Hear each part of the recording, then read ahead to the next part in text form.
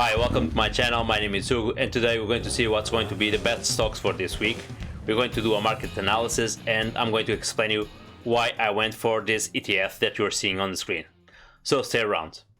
Before we start the video, please don't forget to hit the subscribe button. Only 3.9% of my viewers are subscribers, and I need your help to reach the 1000 subscribers. So smash that button. Let's get back to the video. So we're starting the week with ABBV. The ABBV is one of the stocks that I have on my portfolio for a long time. It's one of the blue stocks, and I really like this stock. They have a dividend yield of 4.84%. They reduced in the past quarter. They pay quarterly, and they pay January, April, June, and October. They are still undervalued in 46.6%, so it's a good stock to have on your portfolio, although the ex-dividend date is on 13th of April, so you don't have time to buy to receive the dividends, and you need to have the 2 days. Although it's a good stock to have on your portfolio, and you can gain profits from the growth that the stock's going to have in the future, in the next couple months, because of the undervalued, and also the stock has been increased in the past month. The financial health is still a G. I could put this as a B because they have a difference between stocks and liabilities around 4 billion, and we have a market sentiment of holds. Bear in mind, this is a biotechnology, so they have lots of RD&D, therefore the liabilities are higher than the assets. One thing that we need to have in consideration is also the earnings are forecast to grow around 11%, and the profit margins are reduced for 10%, and last year we had around 23%. But this is due to the R&D that they have done for the COVID. And this is quite normal for stocks that are on the biotechnology sector that had invested a lot in the COVID vaccine. LGEN.L, Legal and General, is also one of the stocks that I have on my portfolio in the past, and last year. They had a growth of 20% from last year. I didn't manage to get any dividends because I missed the dates, and in this case you're going to miss also the dates because it's already on the 14th of April, but it's a good stock to have on your portfolio because they grow quite a lot in the past few years. They only pay biannually. April and August is one of the things that I don't like in this stock, but this is quite common for UK stocks. And we have a financial health of 2Bs. They have a quite high debt. It's around 30 billion of difference between assets and liabilities. That's why they also reduced the dividend yields. In the past was around 7%, and now they reduced for 5.93%. I don't know if this is going to be the same thing for the next quarters. I think they will maintain the 5.93% of dividend, and we still have a market sentiment of holds, although they've increased again in the past few months. The earnings are forecast to grow around 12.71%. We have a high reliable dividend, but the cash flow doesn't cover the debt, and this is the only concern that we have here. It's a nice stock to have on our watch list because we won't receive any dividend from them, but it's something that we need to have in consideration for the next August, for example. And the only thing on this stock is actually the operation cash flow that doesn't cover the debt, and this is the only thing that we need to have in consideration regarding this stock. Beside that, it's a good stock to have on your portfolio so you can receive the dividends. Let's see now the market analysis for this week. Let's jump into the graph. So if you've seen the video that I've done on past week, we had a prediction that this is exactly the same graph that I've done last week. I didn't change anything. I just put here a few things that I'm going to explain to you later on. As expected, we reached the 4100s, so you're getting here the resistance. Let's see if this now is going to continue this fall or if you're going to persist and going up. This week we're going to test this. Let's see what's going to happen. Otherwise, we may see a fall for the next upcoming week. We see here this already on the MAC. So we have here a change. And now we're going to start to have again a bearish market. So this probably is going to fall. So we're going to have a bearish market, and then we're going to have a bull market if this doesn't cross the resistance. One of the things also that I have some concerns regarding of the market is, let's move this for 1 day. It's the normal growth of the markets. In the past few years, the market has increased quite normal, and since the crash we had exponential growth, and I see that we may see some correction in the next coming weeks or months So this is something that we need to have in consideration. Therefore, we need to have some money available, some money in balance in case of a sudden drop.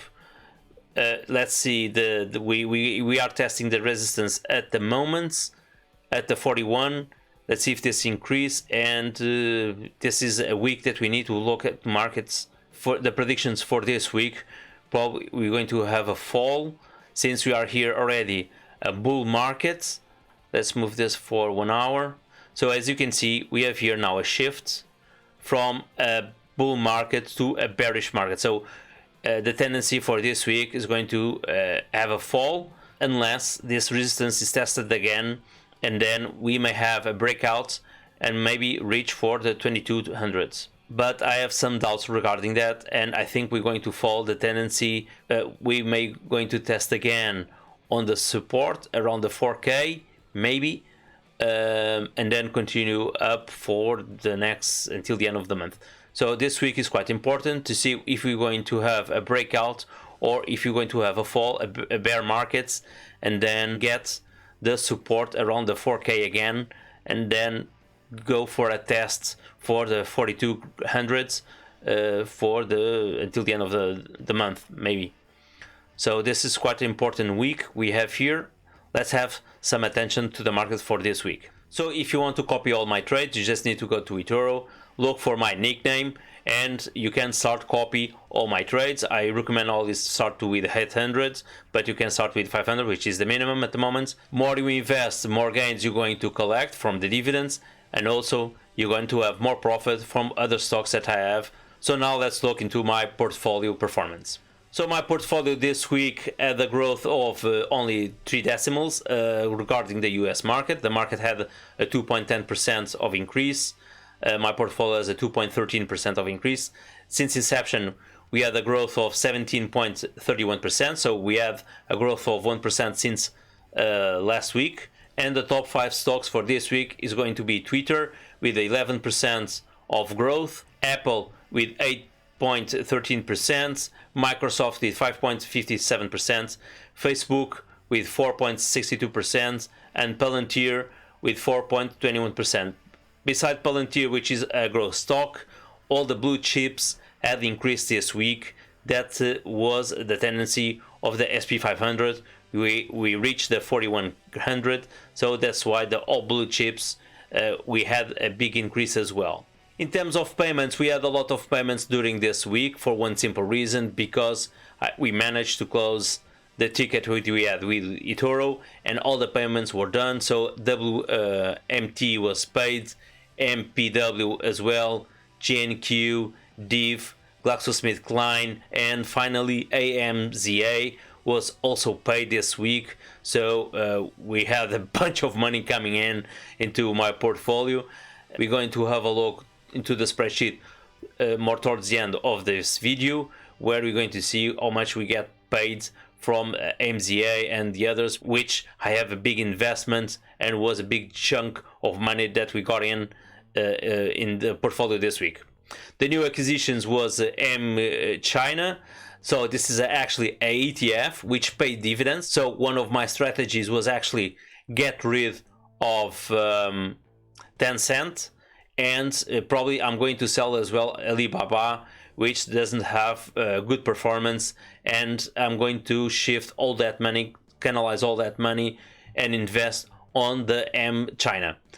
This ETF has around 17% of Alibaba, 70% of Tencent, so it's a quite wide Chinese stock that are really important, and is actually the stocks that I want to invest. And this way I don't need to manage all the stocks I have on my portfolio, like Alibaba, etc., all the Chinese stocks, and I'm going to receive another reward having this ETF that is going to pay me biannually with the ex-dividend date around 1%. Is not much, but at least are dividends that are going to get in, which I won't get that if I buy stocks like Alibaba or Tencent. So this is one of the reasons why I went to MCHI instead of the stocks directly like Alibaba or Tencent. Not only because all other stocks were overvalued, But the ETF had also a big impact, like the Chinese market had a big impact, around almost 20% of decrease in the past few months. And I had the chance to buy it right cheap at the moment, and this was a big good strategy instead of going directly to the stock. I also had a similar strategy with Tesla, so I didn't bought Tesla, but I bought ARK, which 17% of the ETF ARK contains Tesla, so I have made exactly same strategy. I didn't bought directly the stock because it's quite overvalued, and I don't like to buy overvalued stocks. Therefore, I went for the ETF, which I think was a better investment, and I can gain dividends as well with these ETFs. And in terms of risk, it's completely different than have actually the stock. So open orders that we have here, we have the other, still open order that I still have, Activision, Qualcomm, they are still overvalued around 25%. I'm trying to see if they're going to reduce for another 10%, so there I'll start to get in. I'm not going to buy with an overvalued of 25%, is ridiculous. And in terms of Disney, is actually the same thing. It's around 25%. Activision is also around 25% overvalued. So as soon as this stock's going to an overvalued of 10%, which I think it's a good time to get in, then the stocks are going to be processed and I'm going to acquire those stocks. In terms of average, I've done anything this week. The top pairs are still ET. The top dividends are still AMZA, and the portfolio is still undervalued in 34%. From last week, we had around 40%, and now we reduced 34.6%, although the portfolio future growth had increased from 29 to 30%. And the stocks with high availability and lower availability are still the same from the last week, BFG and Unilever. So now let's jump into the spreadsheets. If you're seeing this spreadsheet for the first time, this is a spreadsheet that I've created for you guys to simulate your copy. You can invest here with the amounts that you want, with around $1,000 or $800, doesn't matter. And here you can see how much you're going to get per month, and in terms of total, how much you're going to be paid every single month. Bear in mind, these are already values after tax, so that's why we have only a dividend yield of 2.87%, but actually it's more, it's around 4.64%. In terms of new acquisitions, I already updated the spreadsheet on the Friday, which I do every single Friday after the market close, and I update always the values and also this new stock, the MCHI. In this case, it's ETF, it's not a stock, and they pay biannually on the August and December, as you can see. So we don't have much of it's around 1%, is not much. This after tax is almost nothing, but at least they pay something which Alibaba or Tencent doesn't pay anything, and we receive a dividend at least.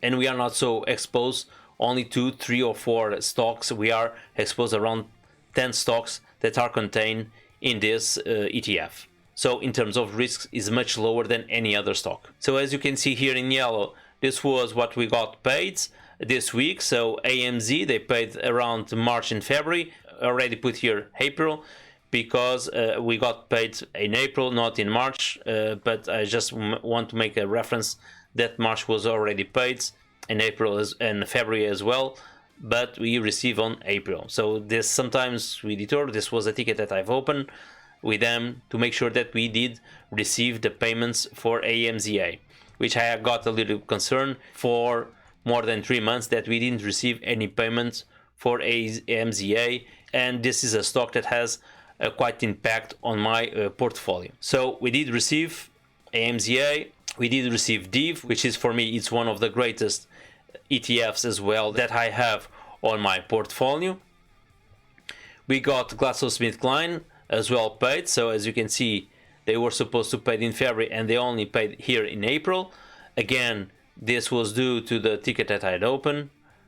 Sometimes we need to open a ticket editor so they can remind them that we need to receive dividends from specific stocks.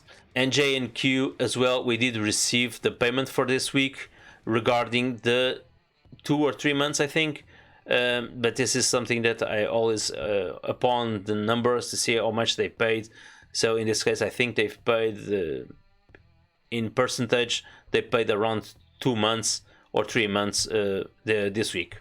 And as well, MPW was also paid this week, and WMT was also paid this week. I had here a difference. I don't know why the values didn't disappeared, but now they are updated here, and we have an increase of $24 to $34 per year.